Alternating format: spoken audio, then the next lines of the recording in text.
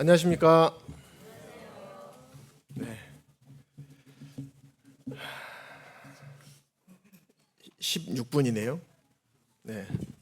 그래도 좋습니다. 네. 주님께서 이 시간을 허락해 주신 것만 해도 참 감사가 됩니다. 참 은비자매님 간증을 들으면서 두 가지 마음이 생각이 났어요. 기다리는 마음, 그리고 탕자의 마음. 어쩌면 기다리는 마음은 항상 변하지 않는 것 같아요. 집을 나간 자녀가 돌아오기를 기다리는 그런 아버지, 또 하나님의 마음, 기다리는 분의 마음은 변하지 않는데 나간 마음이 잘 안 돌아오는 거죠. 그런데 참 이 탕자의 마음을 주신 참 하나님께 너무나 감사가 되었고, 참 우리가 그 마음을 잊지 않아야겠다라는 생각도 다시 한번 해보게 되었습니다. 참 우리 고정미 자매님 복이 많으십니다. 자녀분들 다 구원 받으시고, 모임 안에서 주님 섬기게 하시고 회복되게 하시고, 또 사랑하는 남편분도 함께 복음을 듣고 또 관심을 갖고 계시고 참 모임에 참석하고 계시는 참 이런 모습들을 볼 때 참 은혜가 되고 감사가 됩니다. 우리 여기 누구야? 서영주 자매님 계시죠? 근데 김준서 선생님 안 계셔가지고 이 말씀을 드려도 될는지 모르겠지만 아직도 기억이 납니다. 30년 동안 나 버리지 않아줘서 고마워 서영주. 사랑해. 준서 형제님 따로 교제는 안 해봤지만 그 마음이 어떠셨을까? 네. 참 이렇게 우리에게 하나님께서는 항상 손을 내밀고 계시고 우리와 항상 함께하고 계셨죠. 앞으로도 함께 하실 거고. 그런데 우리의 마음이 하나님과 함께하지 않았고 우리의 손이 하나님의 손을 놔버린. 그래서 참 문제는 하나님이 아니라 문제는 우리한테 있다, 또 나 자신한테 있다 생각을 많이 합니다. 오늘 참 말씀 제목을 이렇게 해봤어요. 은혜로 여기까지, 은혜로 내일도. 한 해를 돌아보면서 사회자 형제님도 얘기하셨지만 감당케 하시는 하나님을 묵상하게 되었습니다. 보통 우리 한 해를 돌아보면, 우리 각자가 돌아보면 무슨 이야기를 제일 많이 합니까? 다사다난했던 한 해다. 하지만 올해처럼 이렇게 다사다난했던 한 해가 있었을까라는 생각이 들 정도로 모든 성도님들께서 이 시기를 또 잘 이겨내오고 계심을 보게 될 때 하나님께 감사를 드립니다. 우리 말씀 고린도전서 10장 13절 말씀 한 구절 보겠습니다. 신약성경 275쪽에 있습니다. 고린도전서 10장 13절 말씀입니다.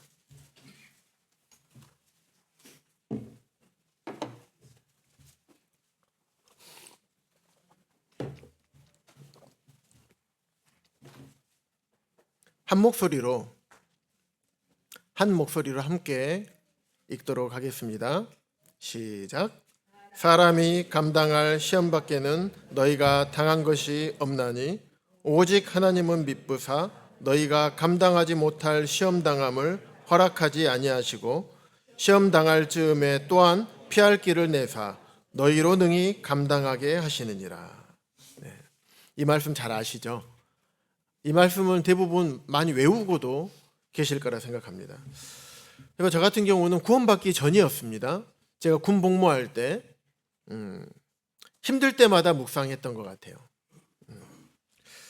내가 내 힘으로 어찌할 수 없는 상황일 때, 이런 상황이 되었을 때 어떻게 할 수가 없잖아요.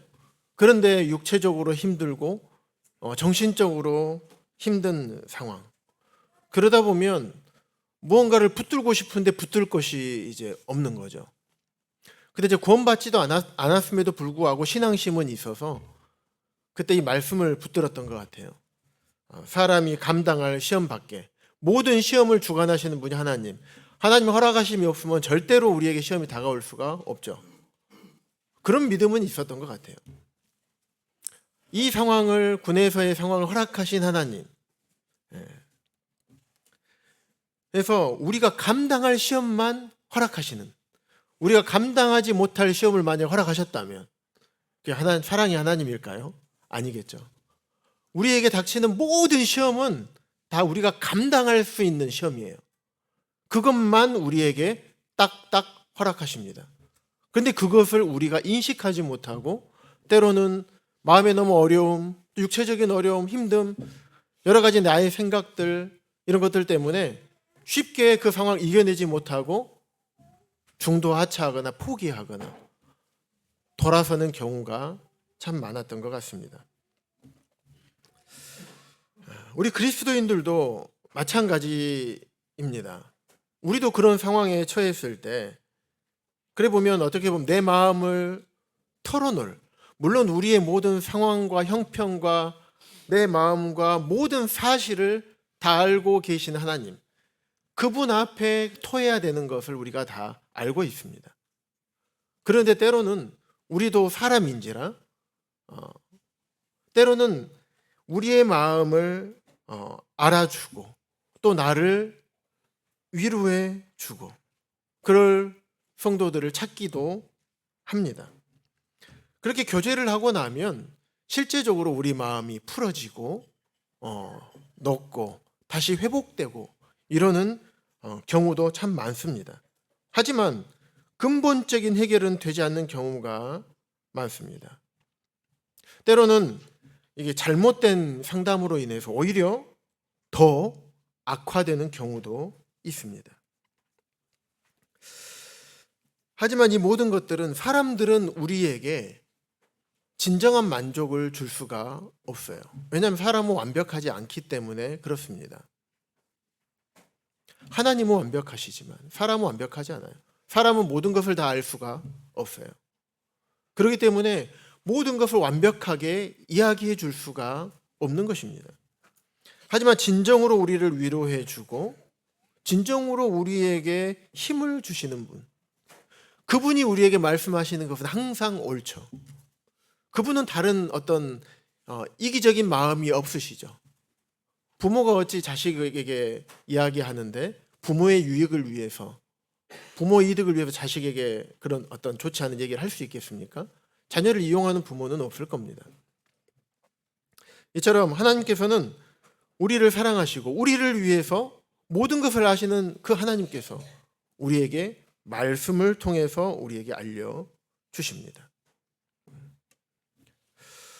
그래서 저에게는 이 고린도전서 10장 13절 말씀, 항상 힘들고 어려움이 생기고 막막할 때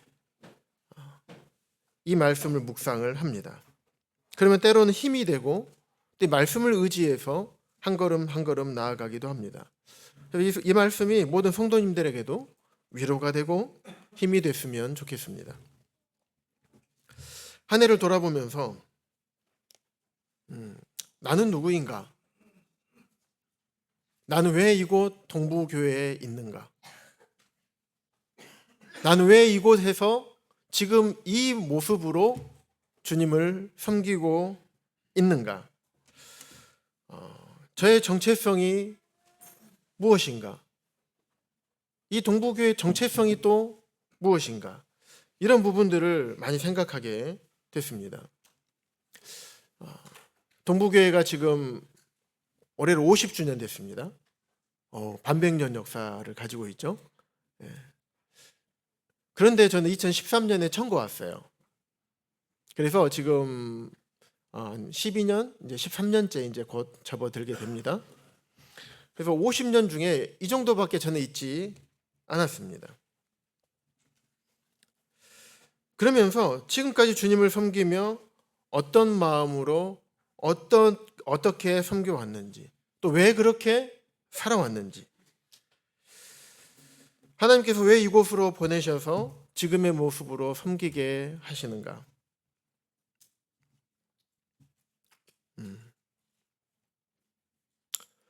쭉 돌아보니까 성경에 기록된 아브라함의 하나님, 이삭의 하나님, 야곱의 하나님, 그 하나님께서 여전히 저의 하나님이 되고 계셨더라고요. 그 하나님이 나와 함께 하신 하나님, 지금까지 동북교회 50년 역사 가운데서 지금까지 동북교회를 인도하시고 살피시고 보호하시고 돌보시고 먹이시고 입히신 하나님,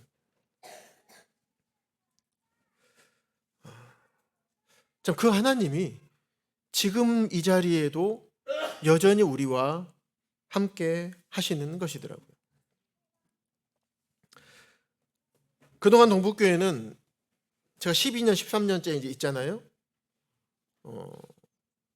우리가 다 아는 것처럼 이런 일은 저는 신앙생활 한 20여 년간 처음 경험해 보는 것 같아요.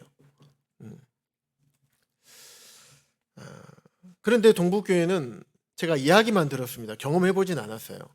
하지만 50년 동안 수많은 풍파들이 이 교회 안에 있었습니다. 그럼에도 불구하고 동북교회 여전히 이 자리에서 굳건하게 서 있는 것은 여러 모양으로 하나님의 손이 동북교회에 함께 하셨습니다. 동북교회를 지키시고 하나님의 뜻 가운데 두시고 동북교회를 인도해 오셨습니다. 어떤 자매님께서 이런 말씀을 저에게 하셨습니다. 어쩌면 이게 모든 성도님들에게 하시고 싶은 말씀이었을 수도 있습니다.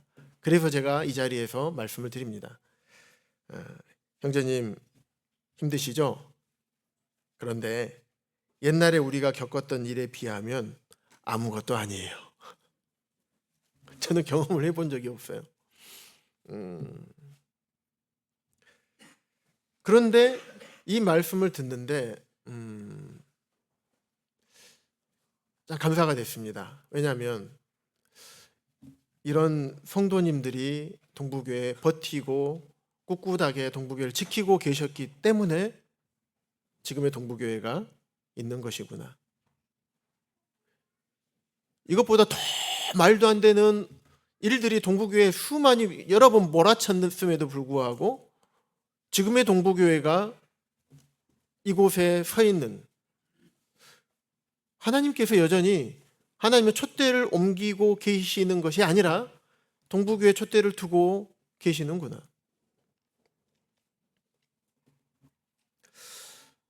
저는 그렇게 경험해 보지 않았지만 이 성도님과 이 자매님과 또 기존에 저보다 앞서 계셨던 많은 형제 자매님들,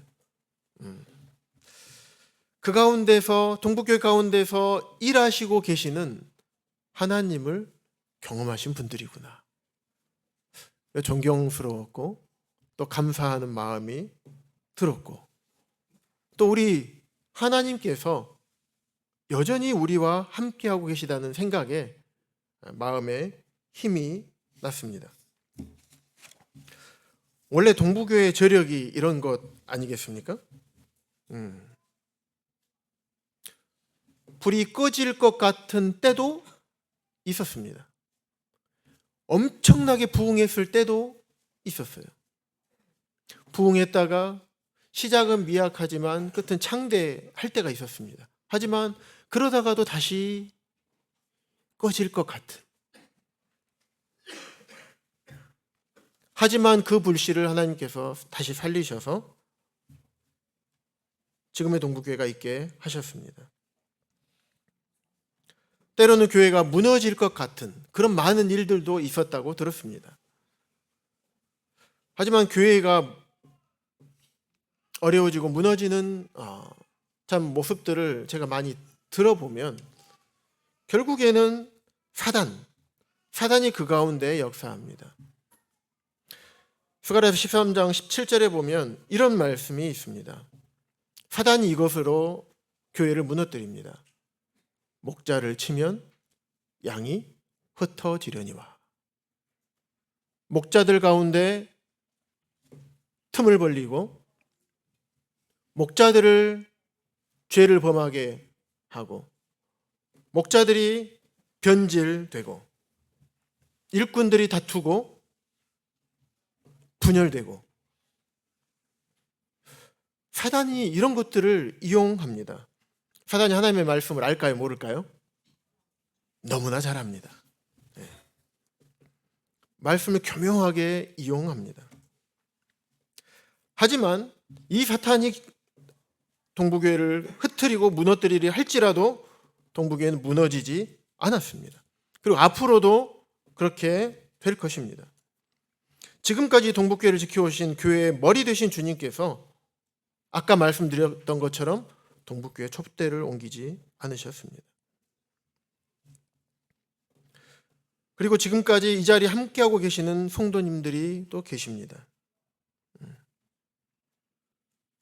그리고 그 앞선 계신 성도님들, 또 그 성도님들의 본을 따라서 함께 섬기고 계시는 지금 현 세대 우리들, 또 우리들의 삶의 본을 따라서 다음 세대를 이어갈 청년들, 학생들, 또 주일학교 아이들이 이곳에 함께 있는 것입니다. 그래서 우리가 다음 세대를 바라보면서 현 세대인 우리가 어떤 마음으로, 어떻게, 어떤 모습으로 주님을 섬겨야 할지 이런 생각들도 하게 되었습니다. 그러면서 동부교회에서 지금까지 최초로 딱 한 번 했던 게 있습니다. 그게 뭘까요? 건축입니다. 건축. 동부교회를 통해서 분가되고 이런 많은 교회들은 다 건축이 됐는데, 대부분 건축이 됐는데 우리 동부교회만 예배당이 없었죠. 동부교회 건축, 그때를 아십니까? 우리가 어떤 마음으로 건축을 시작했는지 혹시 기억나십니까? 그때 당시에 건축을 할 것인가? 아니면 더 큰 장소로 임대를 할 것인가? 근데 장로님들의 마음은 성도님들에게 부담을 주기 싫으셨어요. 그래서 이원정제님과 이한정님께서는 건축보다 성도님들 너무 부담 주고 싶지 않다 하시면서 더 큰 임대, 더 큰 장소로 임대를 하자. 그런데 많은 교원 형제님들 마음 가운데 주님께 건축할 마음을 주셨어요. 왜 두 장로 형제님들이라고 건축하고 싶지 않으시겠습니까? 그런데 성도님들에게 건축하고자 하는 마음을 함께 불러 일으켜 주셔서 건축을 하게 됐습니다. 그런데 건축을 한 크게 두 가지 이유가 있었던 것 같아요. 제가 지금 기억을 되짚어 보면, 첫 번째, 영혼을 담기 위해서였어요. 어떤 성도님께서 그런 얘기를 한 기억이 있습니다. 우리 동부교회 전에 계셨던 성도님들 기억나십니까? 그 장소에서 우리가 참 그 장소도 감사하면서 사실 주님을 섬겼었죠. 그런데 영혼을 데려오기가, 구도자 데려오기가 좀 마음에 부담이 있고 좀 어려움이 있다고 그런 말씀을 하신 기억이 있습니다. 조명도 어두침침하고 엘리베이터도 곧 올라가다가 막 멈출 것 같고 떨어질 것 같고 주차할 공간도 굉장히 많이 부족하고 여러 가지로 화장실 문제, 또 한 장소에서 모든 것을 해결하다 보니까 여러 가지로 불편함과 어려움.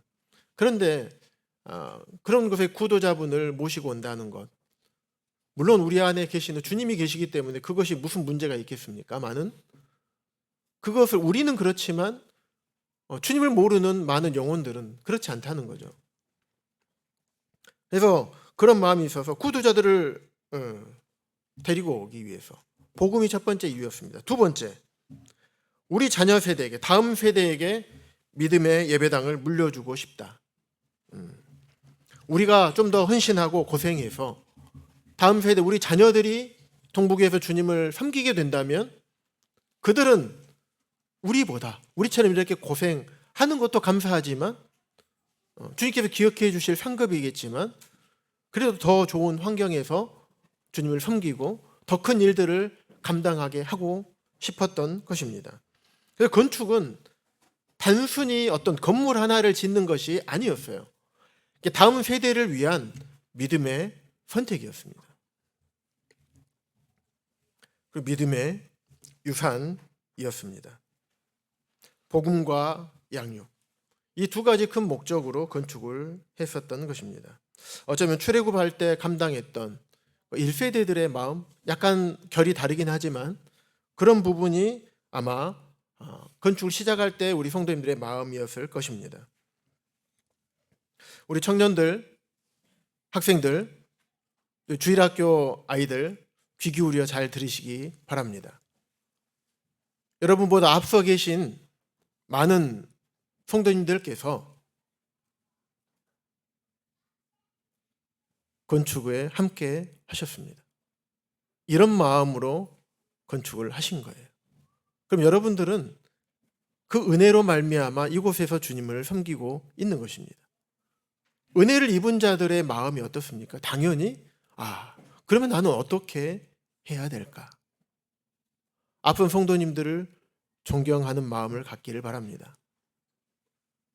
앞선 성도님들을 더욱더 사랑하시기 바랍니다. 그리고 감사해 하시기 바랍니다.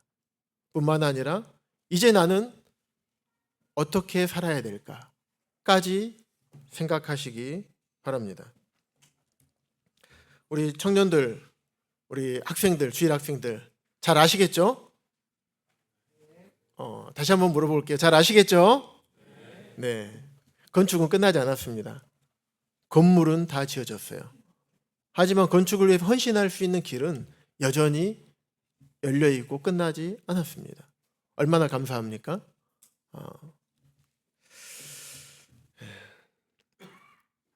그래서 우리 다음 세대를 살아갈 우리 청년들, 동부교회의 미래를 이끌어갈 청년들, 학생들, 주일 학생들,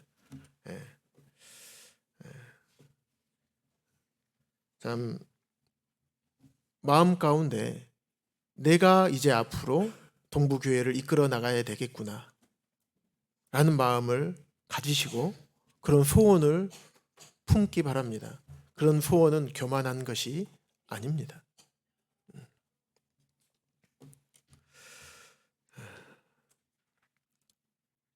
세월을 거스를 수 있는 사람은 아무도 없어요. 저도 이제 50이 되었습니다. 저보다 훨씬 많으신 성도님들 참 많으시지만 저도 이제 보면 벌써 이제 50이 되었더라고요. 그러면 얼마나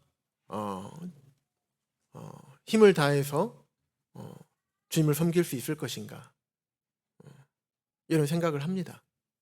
실제로 합니다. 제가 CTI에서 말씀을 배울 때 리더십 관련해서 말씀을 배울 때가 있었습니다. 그때 제가 그때 일꾼도 아니었고요. 그냥 광주동부교회 처음 온 한 형제였습니다. 그때 말씀을 가르쳐 주신 형제님께서 이런 말씀을 하셨어요. 만약에 여기 공부하고 있는, 함께 하나님의 말씀을 공부하고 있는 우리 형제님들 중에서 주님께서 형제님들을 교회 일꾼으로 부르신다면 부르신 그 순간부터, 그날부터 언제 은퇴할 것인지 생각해라. 물론 은퇴는 내 마음대로 하는 것은 아니겠죠. 하지만 은퇴를 생각할 필요는 있겠죠. 그래서 왜 저런 말씀을 하시지? 주님께서 장로로 일꾼으로 부르신다면 어떻게 주님을 잘 섬겨야 될까? 하면서 더 나아가야 되는데 왜 언제까지 주님을 내가 섬길 것인지, 섬길 수 있을 것인지 이런 은퇴를 생각하라고 말씀하시나? 처음에는 이해가 안 됐어요. 말씀을 듣다 보니까 이해가 됐습니다. 은퇴를 생각해야 다음 일꾼을 준비시킬 수 있기 때문에 그렇습니다. 하나님의 교회는 하나님이 정하신 그때가 되어야 교회 시대가 마감을 합니다. 우리가 지난번 종말론 성도 집회 때 들었죠. 그때는 우리가 언제인지 알 수가 없죠. 하지만 우리 사람의 때는 대충 어느 정도 짐작은 할 수가 있겠죠. 물론 사고나 어떤 갑작스러운 질병을 제외하고는. 그러면 우리는 어떻게 해야 되겠는가? 일꾼이 하루아침에 세워지지 않습니다. 10년, 15년 꾸준하게 양육하고 기도하고 양육하고 섬기며 가르치고 이렇게 세웠을 때 야 비로소 일꾼이 생길 수도 있고 생기지 않을 수도 있는 거예요. 이런 말씀을 하시면서 그래서 언제 은퇴할지를 생각해야 된다라고 말씀하셨던 겁니다. 사람은 시간이 지나면 육체만 점점 쇠퇴해지는 것이 아닙니다. 정신적으로도 그렇고 영적으로도 그렇고 시간이 가면 갈수록 이것은 부인할 수가 없습니다. 그렇기 때문에 우리가 더 그러기 전에 미리 다음 세대를 준비하는 것, 그것이 필요한 것이었습니다. 동부교회가 참 잘한 것 같습니다. 다음 세대를 위해서 건축이라는 것을 생각을 하고 또 하나님께서 우리 동부교회를 통해서 그 뜻을 이루셨습니다. 이제 우리가 해야 될 것이 무엇일까요? 현 세대를 살아가고 있는 우리가 다음 세대들이 하나님의 몸된 교회 안에서 잘 세워질 수 있도록 말씀을 가르치고 양육하고 그들을 위해서 기도해주고 그들을 섬겨주고 그리고 삶으로 본을 보이는 것. 이것이 우리의 몫입니다. 우리에게 남아있는 몫이에요. 현 세대가 잘하지 않고 잘하는 다음 세대가 나올 수 있을까요? 각 교회 학교를 담당하고 계시는 우리 교사 형제 자매님들, 학생들이 아이들이 또 저는 청년부 교사입니다. 청년들이 자기를 가르치고 돌봐주고 인도하는 교사들의 모습을 보고 있을까요? 안 보고 있을까요? 보고 있습니다. 말은 하지 않지만 다 보고 있습니다. 그래서 나의 모습이 내가 가르치는 학생들, 내가 인도하는 아이들, 청년들에게 그대로 투영된다는 것을 우리가 알아야 됩니다.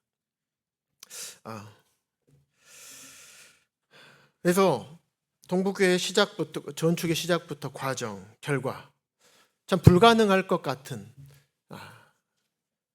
참 사업하는 분도 없고 물질이 많은 분도 없고 그 적은 수로 시작해서 지금까지 하게 하셨고 부흥케 하셨습니다.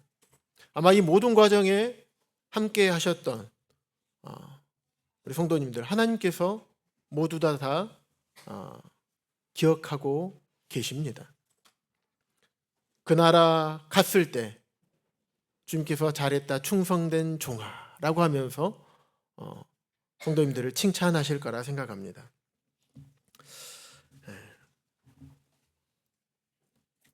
2025년 올 한 해를 그러면 생각해 봤습니다. 하나님께서 동부교회를 통해 어떤 일을 하셨는가? 전반기 성도 집회가 송영길 형제님 모시고 있었습니다. 그때 주제는 자녀교육 세미나였습니다. 그때 참 주일날 오후에 늦게까지 우리 자녀 교육을 위해서 말씀을 우리가 들었던 기억이 있습니다. 그 전반기 복음 집회 이완 형제님 목포 하담교회 이완 형제 모시고 복음 집회를 했었습니다. 또 주일날에는 주의 만찬에 대한 부분들 말씀도 들었던 것 같아요. 그 후양에 있었고요.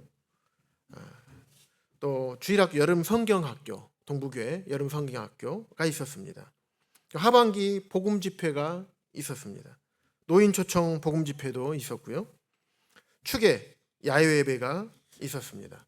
춘계 야외 예배는 저희가 하지 않았습니다. 왜냐하면 우리 성도님들께서 이제 행사가 참 많다 보면 또 어려움이 너무 많이 힘드니까 그래서 5월 달에 수양회를 하는 대신에 춘계 야외회를 하지 않았습니다. 올해는 그렇게 했습니다. 그리고 하반기 성도 집회 이달 초에 있었죠. 그리고 그저께 모임의 날 굵직굵직한 이 사역들을 동부교회가 감당해 왔습니다. 뿐만 아니라 매주 주일날 자매님들 애찬, 오늘도 지금 열심히 준비하셨고 지금도 준비하고 계실 것입니다. 매월 월곡교회 애찬, 주일학교 학생부 놀토 식사 섬김, 아침마다 주일학교 아이들 학생부 아이들 또 간식 섬김. 참 우리 또 기혼 자매님들 또 기혼 자매회에서 섬기셨던 한 해 동안 섬기시고 수고하셨던 자매님들, 이 자매님들의 섬김이 없으면 교회가 하나님께서 맡겨주신 사역들을 감당하기가 어렵습니다. 그래서 자매님들 사역을 먼저 말씀을 드리는 것입니다. 자, 이 자리를 빌어서 우리 자매님들께 참 감사하다는 말씀을 드리고 싶습니다. 우리 형제님들 감사하시죠? 네, 박수로 감사의 표현을 해주시면 좋겠습니다. 자매님들 참 감사합니다. 뿐만 아니라 교회 내에 보이지 않는 많은 섬김들, 각종 집회 때 식사로 섬겨주시고 물질로 헌신해 주시고 또 청소하시고 정리정돈, 또 보이지 않는 곳에서 성도들을 위로해 주시고 격려해 주셨던 많은 일들,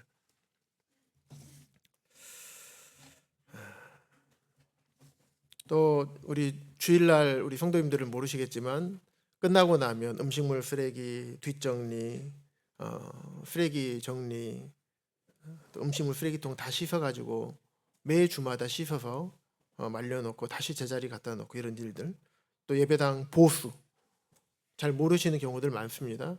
보이지 않는 곳에서 묵묵히 오셔서 보수하고 자기 시간을 내시고 재능을 기부하시고 헌신하셔서 이런 일을 하십니다. 또 봄철부터 여름철 이르게 되면 예배당 잡초 제거 엄청나게 많습니다. 묵묵히 오셔서 목이 뜯겨가면서 땀 뻘뻘 흘리면서 쪼그려 앉아가지고 잡초 제거하시는 분들도 계십니다. 보이지 않는 사역들이 많습니다. 또 교회 외부 섬김, 호남 어린이 캠프, 호남 학생 캠프, 또 방송 사역 이런 부분들 많이 있습니다.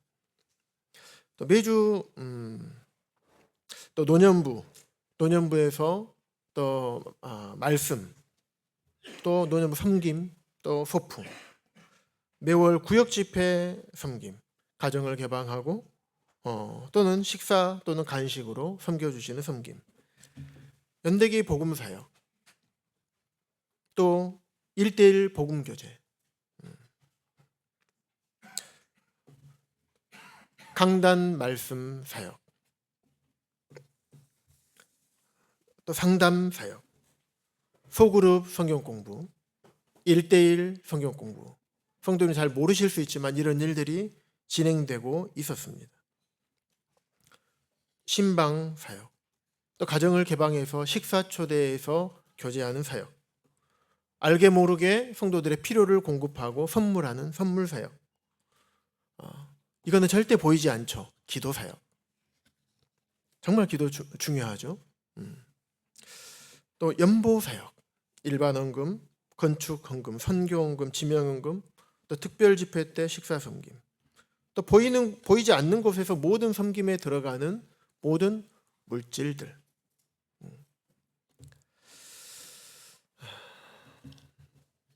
어제 결혼식 때 주례를 담당하셨던 형제님께서 이런 말씀하시더라고요. 부모를 공경하라. 이 말씀을 하면서 부모님을 사랑하고 공경하라는 말씀이었습니다. 마음으로 사랑하는 거죠. 공경하고. 마음으로 하는 마음도 필요하지만 행동으로는 돈으로 하는 겁니다. 왜냐하면 내 마음이 있는 곳에 보물이 있기 때문이라고 말씀을 하셨어요. 그렇습니다. 성도님들의 연보는 성도님들의 마음을 드린 것이고 성도님들의 삶을 드린 귀한 가치가 있는 연보입니다. 그래서 교회에서도 연보를 사용할 때 쉽게 생각하지 않습니다. 굉장히 많이 기도하고 고민하고 정말 교회 연보를 어떻게 사용해야 되는지.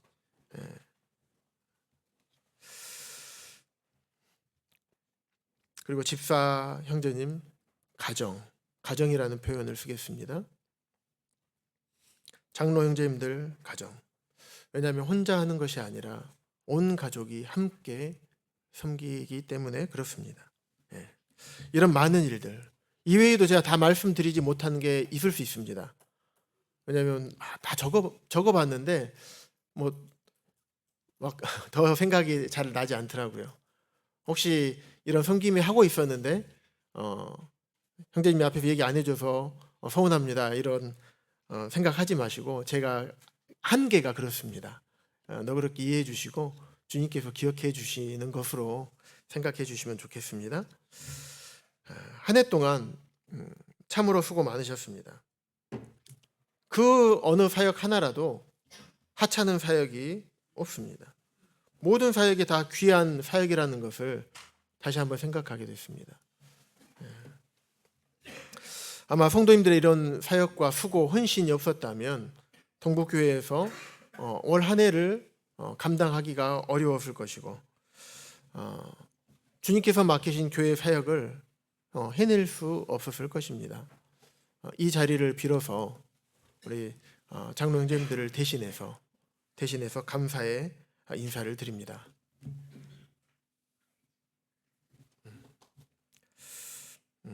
이 모든 사역들이 우리 모두가 하나 되어 하지 않으면 할 수가 없습니다. 함께 동역하고 함께 위로하고 함께 분담하고 이렇게 하기 위해서는 우리의 마음을 드리고 우리의 시간과 우리의 물질 또 우리의 몸을 드려야 됩니다. 그런데 우리가 왜 교회에 함께 모여 이런 수고를 해야 될까요? 고린도전서 6장에 보면 너희는 값으로 산 것이 되었으니 너희 몸으로 하나님께 영광을 돌리라고 우리에게 말씀하고 계셔요. 우리가 예배 때 많이 묵상했습니다. 값으로 우리를 사셨어요. 하나님의 생명값으로, 하나님의 피값으로 우리를 사셨어요. 제 친구 중에 이제 고등학교 친구가 있었습니다. 근데 친구 어머니께서 산부인과에서 이제 거즈 같은 거 있잖아요. 아이들 출산하고 나면 이제 닦잖아요. 밑에다 받치고 이런 시트랑 이런 것들을 핏빨래하는 어머니셨어요. 그래서 이 친구가 그런 얘기를 하는 거예요. 우리 엄마가 핏빨래 해가지고 나를 이렇게 키우고 계신다 이런 얘기를 하더라고요.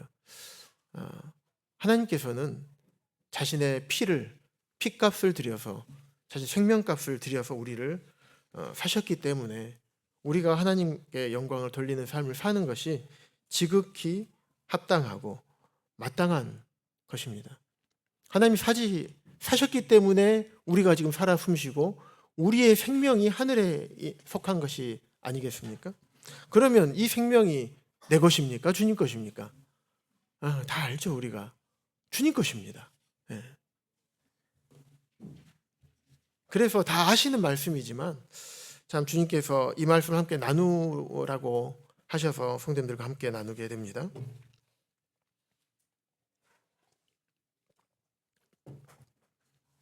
고린도서 8장 9절에 보시면 우리 주 예수 그리스도의 은혜를 너희가 알거니와 한번 말씀 볼까요? 고린도후서 8장입니다.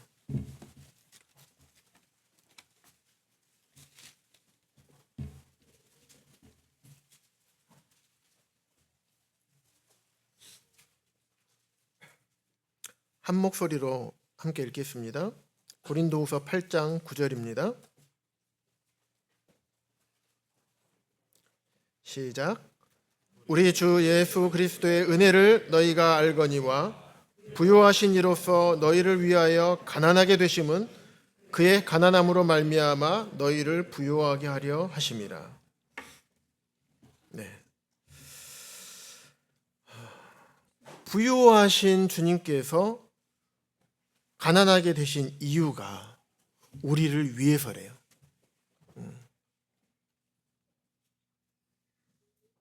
그래서 부유하신 주님의 가난하게 되심으로 인해서 우리를 부유하게 하시기 위해서 가난하게 되셨다고 말씀하고 있습니다. 그것이 우리 주 예수 그리스도의 은혜라고 말씀하고 계시고 그 은혜를 우리가 알고 있다라고 말씀하고 계십니다. 창조주 하나님께서 이 땅에 내려오시지 않아도 되고, 창조주 하나님께서 노아의 때처럼 죄인들을 쓸어버리셔도 돼요. 그리고 새롭게 인류를 구성하셔도 되지 않겠습니까? 그게 하나님의 주권 아니겠어요? 하나님은 공의로우신 분이시잖아요. 죄와 함께하지 못하시고 죄를 따라 벌하시는 분, 지극히 당연하신 분. 그런데 그런 하나님께서 그렇게 하지 않으시고 직접 이 땅에 가난하게 되셔서 십자가에 죽으시고, 십자가에 죽으신 뿐만 아니라 정말 주님께서 당하신 모욕과 수치, 조롱은 참 십자가에 죽으시면 고통이죠. 엄청난 고통이죠. 근데 그 주님이 당한, 창조주 하나님이 피조물들로부터 당하신 조롱이 어떻습니까? 세상에 눈 가려놓고 탁 때리고, 우리 그런 술래잡기 많이 하지 않습니까? 탁 때리고 누가 때렸게, 이거는 놀이지만 창조주 하나님을 눈 가려놓고 네가 선지자지? 맞춰봐라. 탁 때리고 이것도 모르냐? 조롱하고. 참 그런 자들을 위해서 일부러 가난하게 되신 이유가 우리를 부유하게 하시기 위해서. 단순히 구원받고, 죄에서 구원받고 지옥 가지 않고 천국 가는 것이 아니라 우리가 지금 이 땅에 살아가면서도 주님의 은혜를 맛보고 주님을 경험하고 우리의 기도를 들으시는 주님, 내 모든 상황을 아시는 주님을 삶 가운데서 하나하나 경험하는 것이 얼마나 놀라운 은혜입니까? 구원의 은혜를 넘어서 우리 주 예수 그리스도의 은혜를 우리가 안다고 말씀하신 것처럼 우리가 그 은혜를 알기 때문에 우리가 우리의 삶을 통해서 주님께 영광을 돌려드리는 것이 지극히 마땅하다는 것을 다시 한번 생각하게 되었습니다.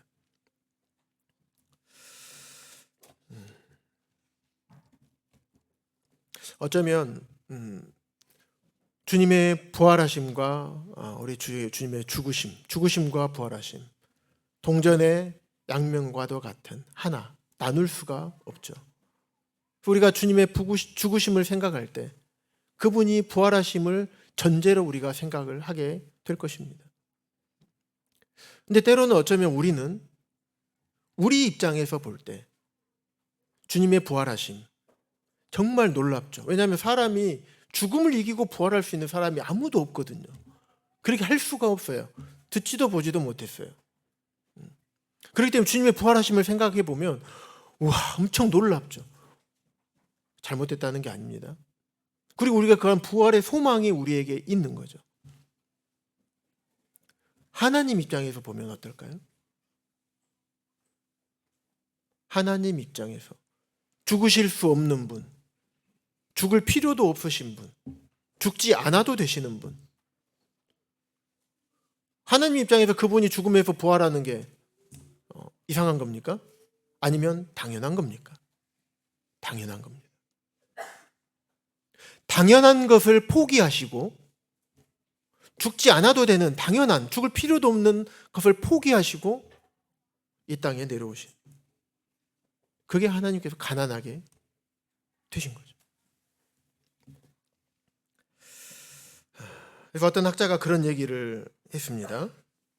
예수님이 정말로 성자 하나님이시라면 그분이 다시 살아나셨다는 것보다 죽으셨다는 사실이 훨씬 더 놀라운 일인 것입니다. 죽으실 수 없으신 분께서 인간을 위해 죽기 위해서 오신 것, 죽으시기 위해서 이 땅에 오신 것이 바로 이 세상에서 가장 큰 신비입니다. 참 우리를 이렇게 대해 주신 겁니다. 진노하시는 하나님의 손안에 있는 우리를,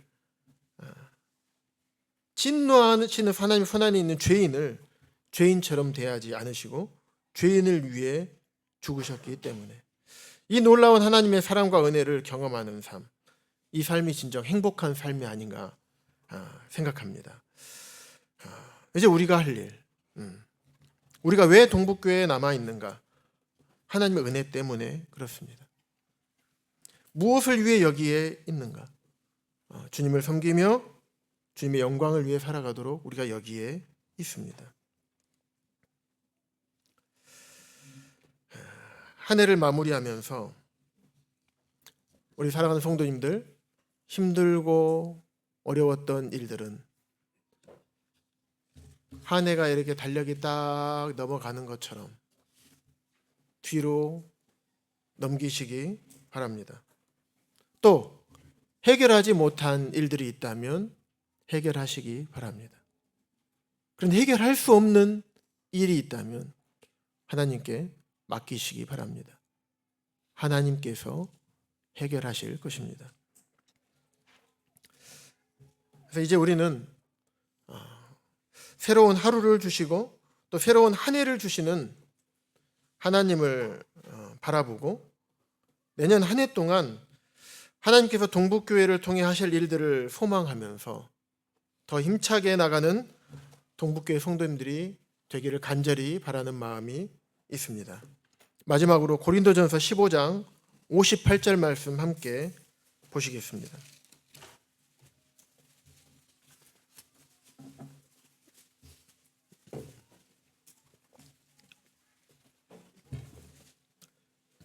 고린도전서 15장 58절입니다. 제가 가진 성경 284쪽에 있습니다.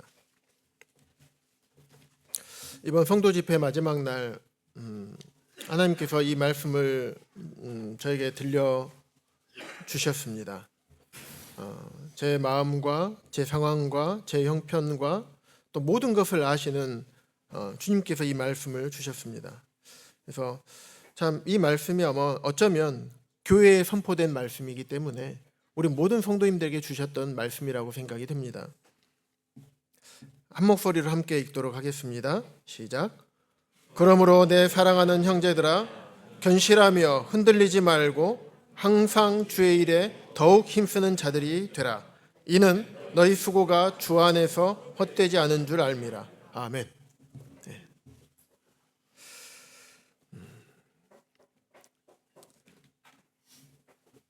내 사랑하는 형제들아,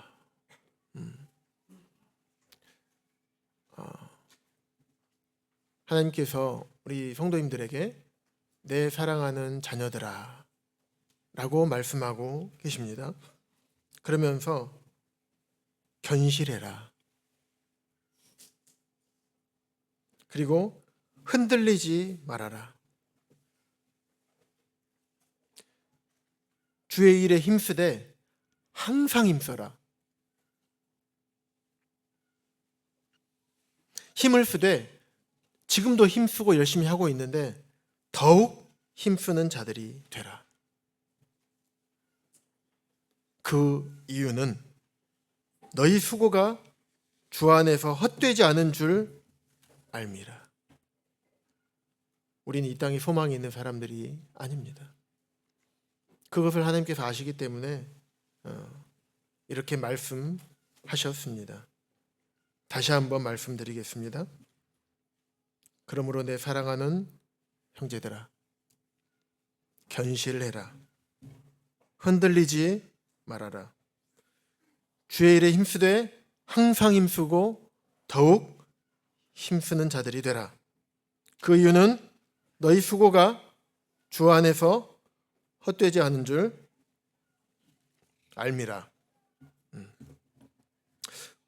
이 말씀이 우리 모두에게 하시는 말씀이 되기를 바라는 마음이 있습니다. 내년에는 올해보다 분명히 더 좋은 일이 일어납니다. 기도드리겠습니다.